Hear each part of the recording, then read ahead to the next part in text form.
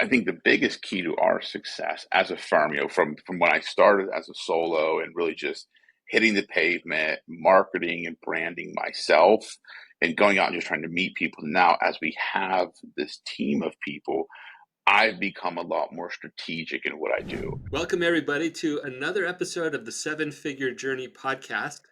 As you know, every episode we have new guests who are here to talk about things that they're learning in their growth journey and things that they're still wrestling with. And so together we can all get lessons about this $1 to $10 million journey that we are on in the seven figure growth journey. So I have today with me Rocco Coza. Rocco is a lawyer. He has a law firm called the Coza Law Group. They're based out of Pittsburgh, and he helps businesses, entertainers. Um, I want to get all this right, Rocco. I'll get you here in a second. Businesses, entertainers, influencers, sports athletes, all kinds of groups who are trying to figure out some of the complex things that come along with growing a business and dealing with some of the legal aspects of doing that. So, welcome to the show, Rocco. I'm glad you're here with us today. I appreciate you having me. It's a pleasure. All right. For some reason, the word athlete was escaping my mind, but why don't you Yeah. give our listeners a little more context about the firm you've built, maybe the time frame that you've done it in, what kinds of things you Yeah. guys get involved with to help businesses? Yeah, so I actually started the firm. I was general counsel of an IT company for 14 years. I started the firm July 1st of 2019 is when I incorporated it, intending just to be a solo practitioner. I left corporate America, was going to build a lifestyle firm, but a firm that I can work, do what I wanted, and kind of live my life. Just started growing, getting more clients, started hiring more people, and there's 10 of us now. We have really three practice areas, business, which incorporates entertainment law as well, because entertainment law is really just business within the sports and entertainment industry. Transactional, it's advising companies, advising people in those industries about various legal matters. We do commercial litigation, so representing those businesses, athletes, entertainers in lawsuits, basically. And then we do estate planning, so taking those business owners or those athletes, entertainers, and helping them protect their assets and plan their estates for when they pass and kind of leave their legacy. That's really the three practices. We're always going to do those three. We're not going to get into consumer like personal injury or criminal family law. We found our niche, and that's where we're staying. So it's been a wild ride. We have probably 400 plus clients right now. And it's been, we've been very fortunate to work with some really amazing, talented entrepreneurs, business owners from all walks of life, all industries. So it's been a lot of fun. Awesome. And before we hit record, you shared with me that typically those businesses are in the 1 to 50 million range, just to give people some context there. Yeah, that's a sweet. I mean, we do work with startups and we have some Fortune 500 companies, but our sweet spot is really that mid-sized business, the 1 to 50 million in revenue. Yeah. All right. Very good. Okay. I think that's really good context. Our listeners can understand where's Rocco coming from. So let's talk about some of your personal journey. I mean, over the last Yeah, 5 years, you've grown considerably. yeah, A lot of business owners out there had a career in corporate America or some hmm other thing, and then they said, "I think I'm going to start up my own thing," and for various reasons. But here we are. You did it, and it didn't turn into a little lifestyle thing. Now you actually have something that's growing, and it's a growing. yeah, It's probably fun to watch it grow, but it's also yeah. that's learning as well. Yes, overwhelming most days. Yes, absolutely. Yeah. It, Very it, good. it, Okay, so let's talk about some of your own personal transition there from yeah, scrappy, gritty founder who was involved in everything to now I'm building a team and I'm trying to figure out how to give some of that to them and like how it all works. So, what have you yeah. found to be key to your success in that transition as you've grown your team, as you've grown your business?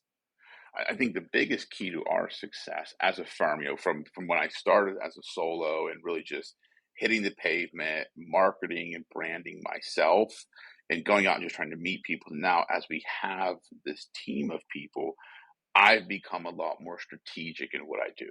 So I've learned to one, say no a lot more, and I'm Mm, very intentional with my time. Like that's if I look at what has made me successful as an owner, going from the gritty operator to I still operate, but I'm now more visionary looking outward. It's getting very intentional with my time. Mm, Everything I do, there's an intent behind it. From you know, working out to whom I surround myself with, even social gatherings, there's always an intention behind it. I don't do anything without thinking as to why I'm doing it and how it will impact my business. That's truly been the key from because that plays into marketing, branding, podcasts I go on, speaking events I do, the foundation we started. It's very strategic and it truly being very intentional with my time has helped me the most out of anything. okay. It's funny to do this on a podcast, but I like sometimes visuals pop into my head. So I'm going to try to Sure. describe a little visually what you just said. I heard Okay. a couple key things. One Okay. was you went from sort of looking down and inward, doing all the things, to looking Hmm. up and outward, more strategic, more Yep. externally focused. And in order to not get sucked into the day-to-day downward Hmm. view, you have become a master of your time, very intentional in how you use your time. That's exactly right. That is exactly right. I mean, every day. I mean, I'm disciplined when it comes to my schedule. From the time I wake up, time I go to bed, what I do in the morning, what I do in the evening. That has been the one key above all other keys to my success. Okay, I love that we're talking about this, Rocco. Yeah. Most Okay. people point to, I guess, a related principle, which is Hmm.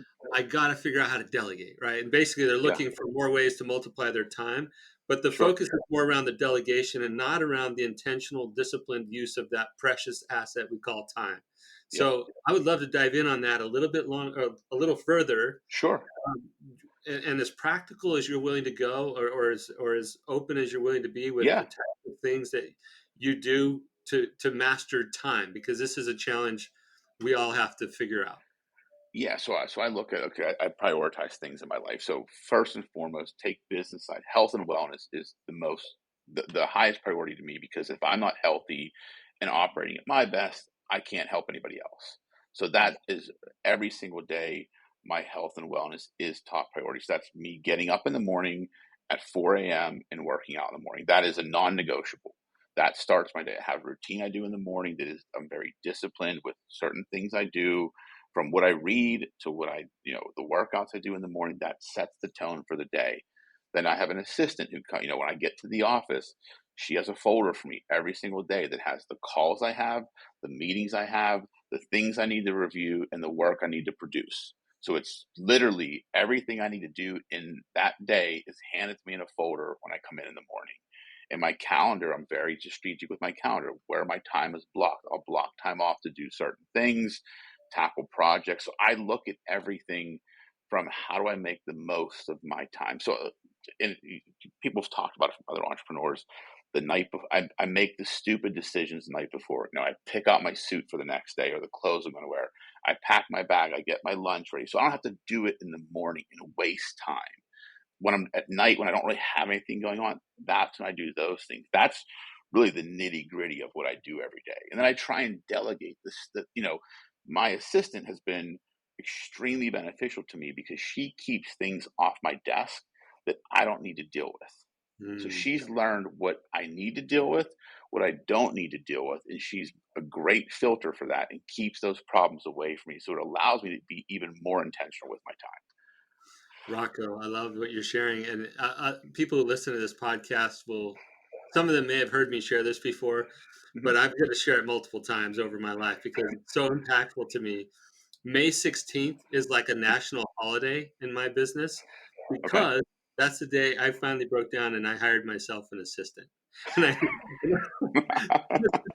May 16th, it was 2 years ago, and it's like life changing.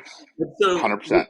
when you describe that morning ritual of your assistant comes in, her job is to keep stuff off of your plate that would otherwise Yes. occupy your precious time. And my Yes. assistant does the same thing.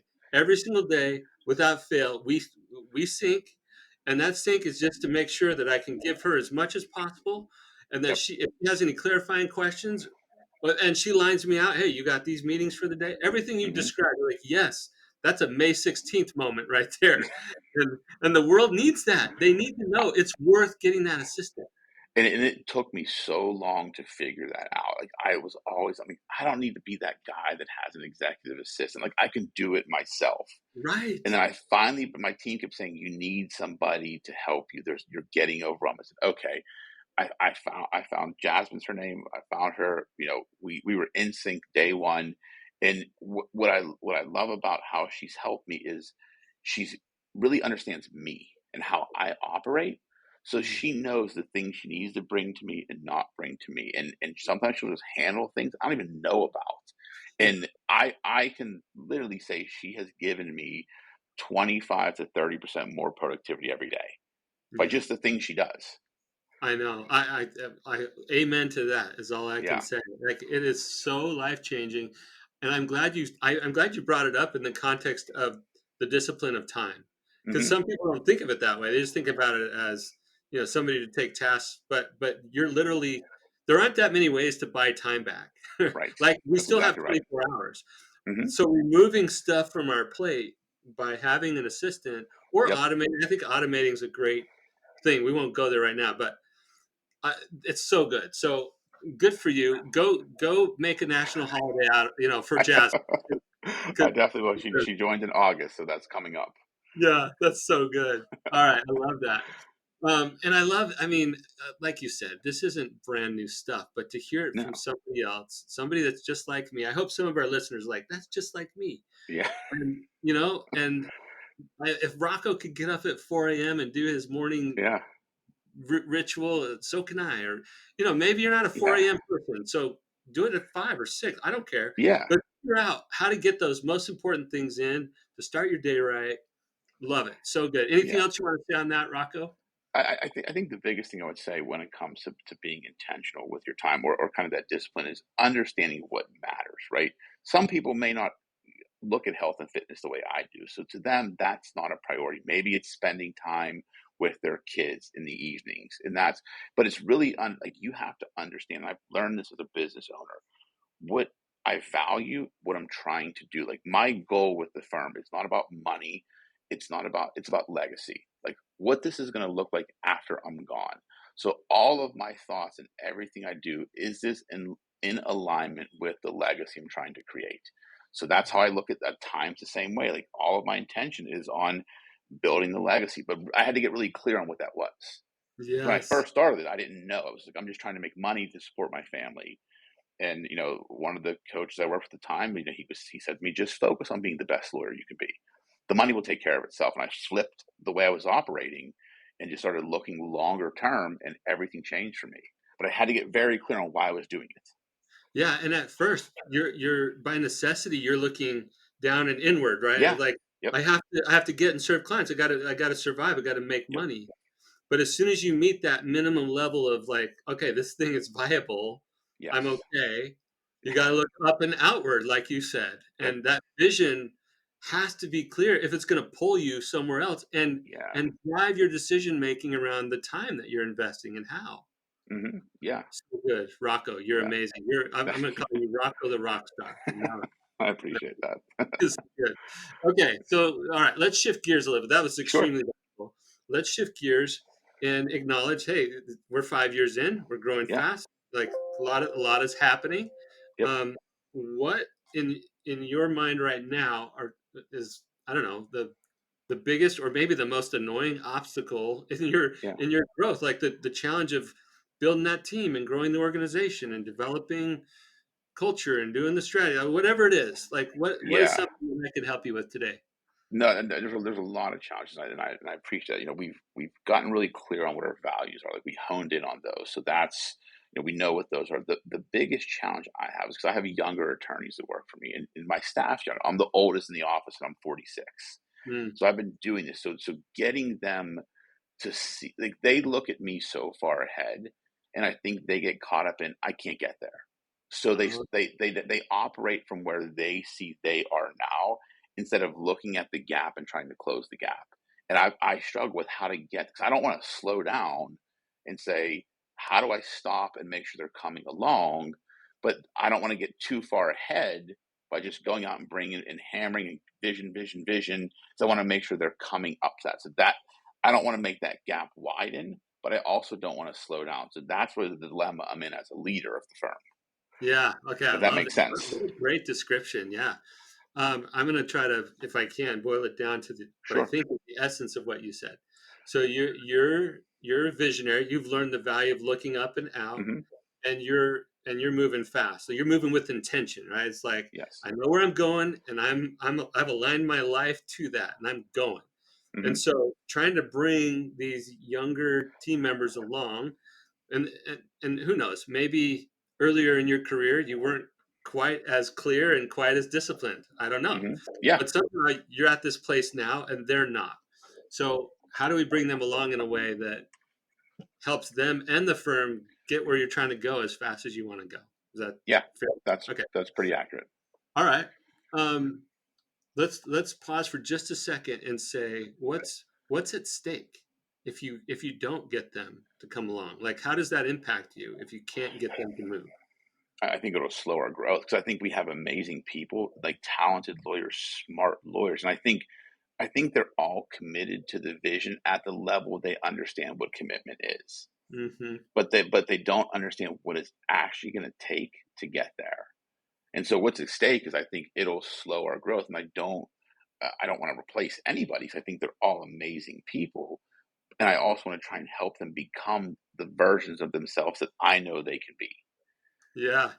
Yeah, well, I hear that language rock, and I'm like, more rock star points. Yeah, this is not just about growing revenue for you. You already said that. It's about Hmm. legacy. But Yeah. part of that legacy isn't just, I don't know, client impact and revenue and, Rocco's reputation. It Hmm. sounds to me like you're wanting to bring these people along and develop them and help them be the best Absolutely. that they can be, which is incredible Absolutely. legacy. All right. So that's kind of that's what's at stake, right? Yeah, absolutely. That's what you say. So let's say, so how much longer might it take you to achieve what you want to achieve if they don't come along fast enough? I mean, I think it'll add years onto the journey to get there. I, Years, I, I think not it months. will. I mean, it's so hard to tell because we've been growing. We haven't slowed down. Like we're growing Yeah. 40 to 50% year over year. So I don't Mhm. have any metric to say, oh, we've slowed down. It's just I think we could be moving faster. I Mhm. think we could be doing more. I look at just from a numbers perspective and the talent I have and what I see they're capable of that they don't see in themselves yet. Mhm. So I think it's Yeah. I think it could be months, it could be years. I don't know because I don't have the data to support my Right. Right. intuition. But you're clear that there's significant opportunity cost, if you will, Yes, of not being able to bring them along fast enough. absolutely. Yeah. Okay. For you, the business, them, your client, like everybody. Yeah. All right. Cool. I love this challenge. Okay. So here, a couple thoughts come to mind. Okay. And I do think it's significant. I mean, think about any business listening to this. What if you could go what if you could go where you're trying to go in half the time, or, Right. 70% of the time, whatever it is, right? If you could Hmm. shorten the runway that much more, what would that do for your profitability? What would that do for the enjoyment for you, for Hmm. the team that's growing and making it happen? Like, that's significant. Okay. Yeah. So one of the principles I've learned is I've worked with hundreds of seven-figure business owners over the Hmm. past 12, 13 years is the value of co-creating. And you've talked about vision a lot already, and it sounds like they're on board with the vision. But one of the things that I found to be very useful is, I imagine you do some sort of annual or quarterly planning cadence. You have Yeah, some. yeah, we do quarterly. Like we're doing like the EOS system, so we're doing some quarterly Yeah, planning all the time. right. Monthly State of the Union addresses we have with the firm. Okay, So yeah, you got we're yeah, doing a lot you of got that. you got good meeting rhythm. The balancing act is we got to deliver today's thing while we're building tomorrow's, right? And we Yep. use these mechanisms like meeting rhythms, planning kind of stuff to Hmm. to make sure we're keeping our eye on both of those. To the extent that you can bring them, if you can facilitate exercises in those quarterly planning sessions Hmm. that have them looking up and out the way that you do. Yeah. And I'm not saying you don't today, right? I'm sharing principles that I think might be helpful. But to the extent that you can increase that from what they're doing today, because it'll do the same thing that it's done for you. All right. The moment that you Yeah. started looking up and out, you started speeding things up. You Yeah. That's a started good point. aligning your life to it. So Hmm. you got to help them have a similar experience. That's Hmm. helpful. Okay. Um, the other thing that comes to mind is that uh, in their own life, you might be able to unlock the power of looking up and out, so to speak, in their Hmm. own life. Okay. In a person's life, we use things like, what are your dreams? What are your Yeah. aspirations? Like, what do you care about?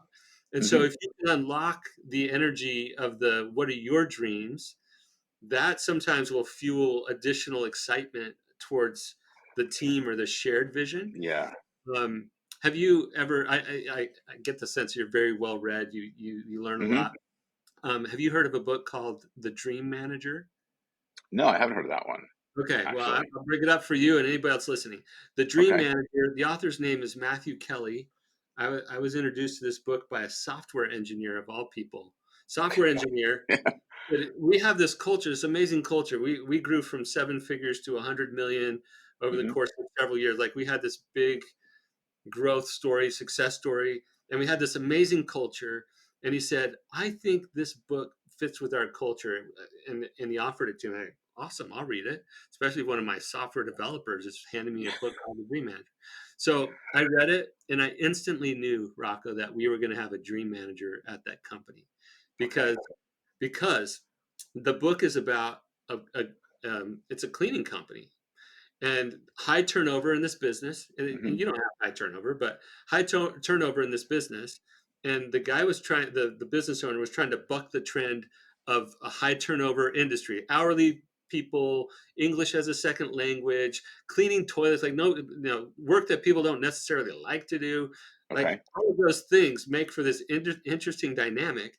And what he discovered is that if he could help Mary or John or whatever their names were, if he could help them get excited about something they're pursuing in their personal life, that would create a stickiness. If he was the one to help them do that, and so what we did, and I'm in a more professional setting in a software company at the time when we Yeah. what we did was sit down with people and say, okay, we facilitated a little 90-minute exercise. It's just Hmm. like, we're going to dream together, guys. We're going to dream individually, but at the same time. So I had them all in the same room. And I said, okay, get out a piece of paper, 100 dreams. That was the goal. 100 Okay. dreams. At first, you're just trying to get them to articulate things that matter to them. Think Okay. bigger, think differently. And Yeah. so, I would give them prompts like, is there a car you always wanted? Or Hmm. did you ever want to learn a new language? What about places you wanted to visit? What about, I don't know, relationships that you wanted to, or friendships you wanted to revisit from, I don't know, elementary school or junior high? And just start prompting them with all these ideas, and just give them time to write. And for and I just put some music on in the background, Okay. a little bit of, and they just wrote dreams, and they wrote dreams. You should have seen, Rocco, the excitement that came out of Wow. them talking about things that mattered to them. And all Yeah. of a sudden, and they already like you, I could tell. They like you. You're a visionary. You're Yeah. like you got your head on straight. You care about your people. They Hmm. like you. But when you start to say, what matters to you in your life and how can I help you get that? Ah. They're like, whoa, what is this place? I do have to go to work to earn a living, Yeah. and they're helping me become the best version of myself, Yeah. just like you said, Wow. right? You already have the mentality, but this little I tool, love that, actually. Yeah. I yeah. really like that. Yeah. So, The Dream Manager by Matthew Okay. Kelly, I'm fantastic gonna book, easy read. order that soon. Yeah, it's in story format, right? If Okay. Yeah, so check it out, Yeah, and then think absolutely. about how can I do that with my team, Hmm. and then and keep doing. You're doing good stuff with. I mean, EOS is great. Yeah, EOS is a little bit more, in my opinion, this is not bashing on them, a little bit more tactical and operational in nature. Like we're going to absolutely. Yeah, coordinate 100%. around the operational, Yep. and so there's better ways to pull them into co-creating on the strategic conversation Hmm. that you would also benefit from. Yeah, Might be outside the scope of our interview time today, but if you can start thinking about what matters to each individual, and then yeah. in your one-on-one conversations with them, Hmm. it's twofold. Well, for me, it's threefold. How you doing? What's going on in life? Like I'm Yeah. connecting with my people, the first part, and then I Hmm. immediately go to how's it going with your. I call them their big three. Your key Okay. measurable. Like how do I know you're winning in your role? And how do you Yep. know you're Yep. winning in your role? Right. So we do a little bit of accounting against their responsibilities, Hmm. and then I can ask, and how like I know you're trying to get into that first house. How's that going? How can I help you? Okay. Oh And wow. Yeah. so I'm conscious of things that matter to them. I have a team member right now who's gone back to school to work on her degree. Single mom. She's like, That's I want to awesome. I want to finish my degree. Okay, Yeah. when are we going to get started? So Yeah. and she'll run through a wall for me, right? She will. Yeah. That's, I Uh, mean, that's awesome. I didn't yeah, even think about that. That could definitely be powerful. I could see that. yeah. Well, thank you for letting me get a little excited about the dream manager No, concept. that was It's one of my fantastic. favorites. But I mean, you hear businesses talk all the time about discretionary effort and Hmm. like engagement. Like, are people engaged? And some small percent are engaged. Some people are kind of, partway engaged, and then you have these unhealthy people who are there but disengaged. and Yeah. and I don't feel like you have disengaged people, but Mm. there is a next level you can access. Yeah. um, they have to be hungry. You can't make them hungry, but you can Right. invite them. You can show by example, which you clearly do, what it looks Hmm. like to master yourself and work hard towards something. But if it's just towards your something and not towards their something, Yeah. you know, there's a little difference there. And so you can help fuel their excitement about what you're co-creating together in the business by the things that they're excited about in their personal lives. Yeah. I love that idea. That's actually a really good idea. I'm gonna definitely implement something like that. Absolutely. Good, good. Yeah. Well, Rocco, it has been a fabulous conversation. You It's my brought pleasure. so much clarity on the time, the precious gift of time, and how you Yeah. use an assistant to help you get more of it. And Yes. it was so good. Um, how can people learn more about Rocco, about Coza Law Group? I want to Yeah. say Rockstar Rocco, about Coza Law Group. Yeah. How can they connect with you on social? Where does that happen? Yeah, so Coza Law Group, you can just go to cozalaw.com, COZZALAW.com. That has everything about the firm. I'm very active. I mean, I'm active on LinkedIn. Just search my name, you'll find it there. But I'm also extremely active on Instagram and TikTok, actually. All And it's right. just my username is the Rocco Coza, ROCCOCOZZA, all one word. Find me there. I put a lot of motivational videos, entrepreneurial videos. I don't really talk about the law much on those platforms, but I'm on there all the time, and I engage with people quite a bit on those platforms. Very good. Well, it's been a pleasure to have you as a guest on our show. It's been my pleasure. For everybody else out there, please like, share, review, do all those things to help as many business owners as possible get these awesome episodes with people like Rocco. He's sharing the real stuff, the things that have gone well for him, and the things that he's trying to learn right now as he's growing his business. So keep doing that. Be with us next time for another episode of the Seven Figure Journey podcast.